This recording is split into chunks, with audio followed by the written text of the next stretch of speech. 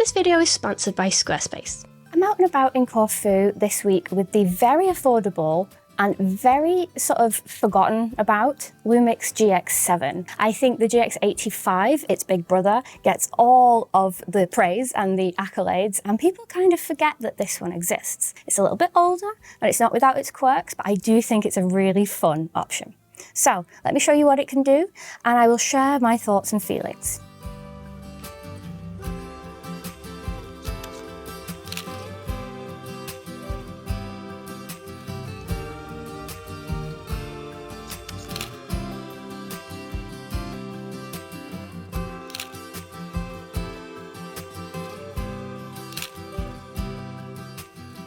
The Lumix GX7 came out in 2013, so as you can imagine, certain aspects of the spec have aged well and certain things have not. In terms of sort of the design, I think it's aged very well indeed. It has a lot of things that tick a lot of boxes for a lot of people. You have one-handed controls with 2 dials. You have the iconic flippy up EVF.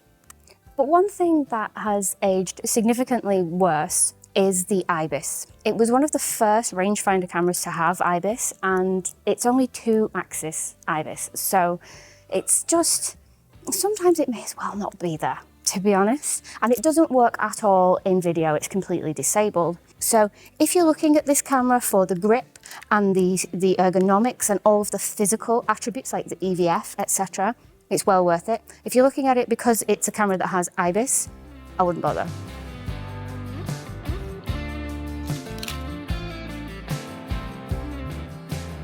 In another recent video, I did some low light comparisons between the GX7 and the G9 II, and I really wanted to make the contrast between an older Micro Four Thirds camera versus a newer Micro Four Thirds camera and the differences. I chose the GX7 because it's quite notoriously noisy after a certain ISO. You don't get much low light performance out of it just because it is old, pretty old, not even older, just old.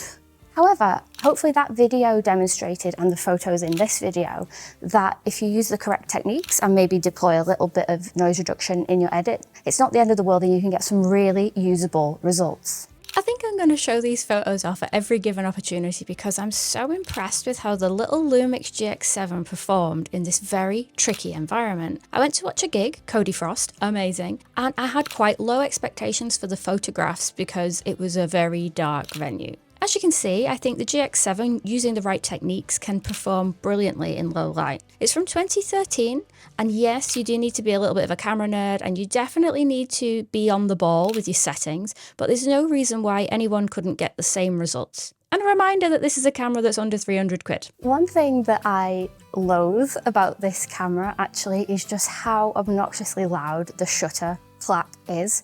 It's not the most subtle camera in the world, and if you want to get into people's faces in street photography, this might not be the camera to choose. Let me show you what it sounds like. I hope this recording does justice to how clacky this camera sounds.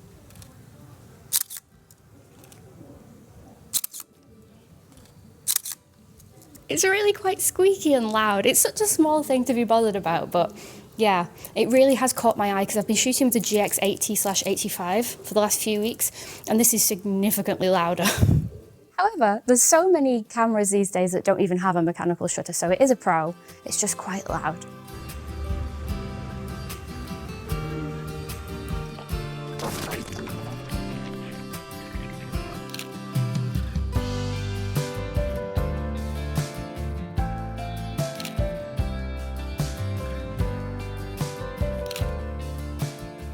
You can pick the Lumix GX7 up for an absolute steal these days. I think I got mine for around £240.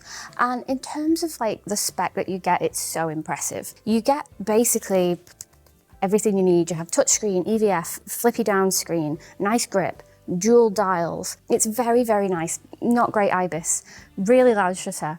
But I do think in terms of the spec, it's great. It even has like Wi-Fi, and it's an older camera as well, which is really impressive.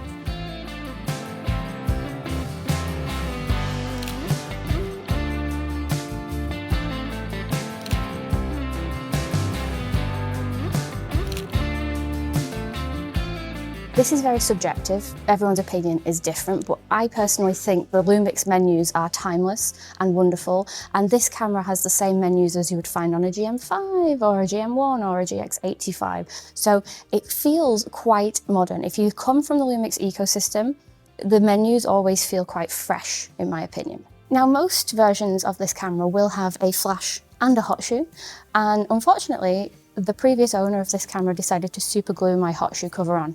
It's like a nuclear option. You're like, I lose my lens caps all the time. It's just like deciding to just glue one on. So I only found that out after I got it, but yeah, yours won't have that problem. For the montage.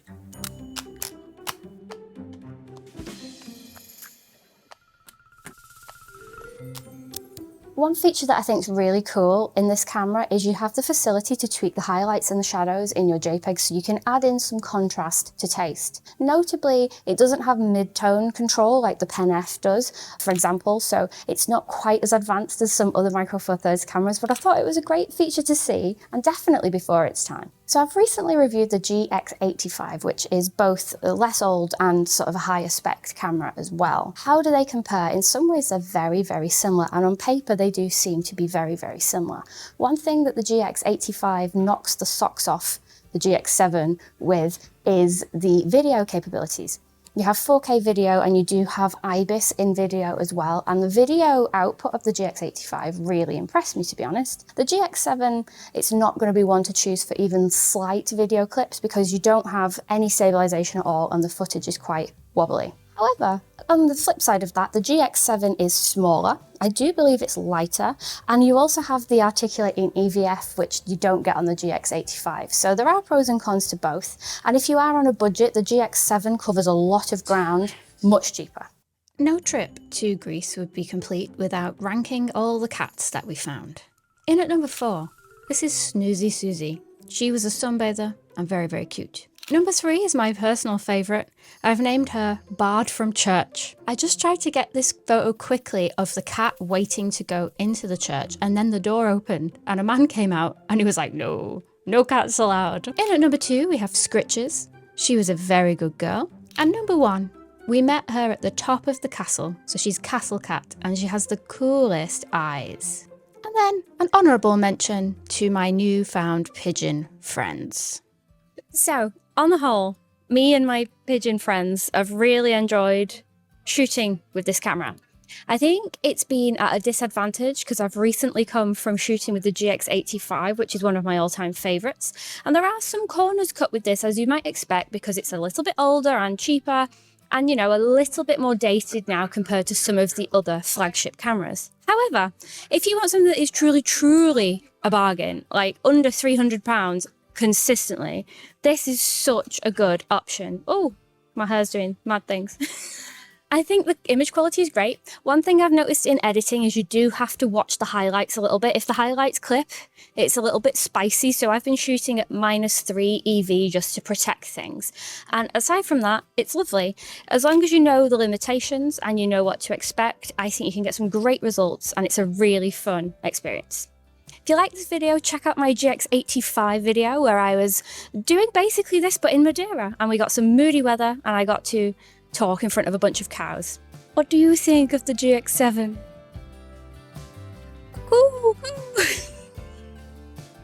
And let me just take a moment now to talk about the sponsor of this video, which is Squarespace. They've been a long-term supporter of my channel and I love them. I've used them for my website for many, many years now. And if you are looking to create your own website, there is no better place in which to do so. They make everything super easy for you with AI features to help you design your website and make it look really professional from day one. And you can also add on different features as you progress. So for example, you could start as a blog and then you could maybe add a store, or you could add a mailing list. Whatever you want to use, Squarespace has you covered. I use my website to show my portfolio and to sell my digital photo presets, for example, and also some workshops now, but back in the beginning it was just a very basic blog. So if you'd like to see what Squarespace can do for you, then create your magnificent website, and when you're ready to launch, you can use the code Micro4Nerds for a cheeky discount on your first purchase or domain. As always, thank you to Squarespace, and thank you to you for taking your time to watch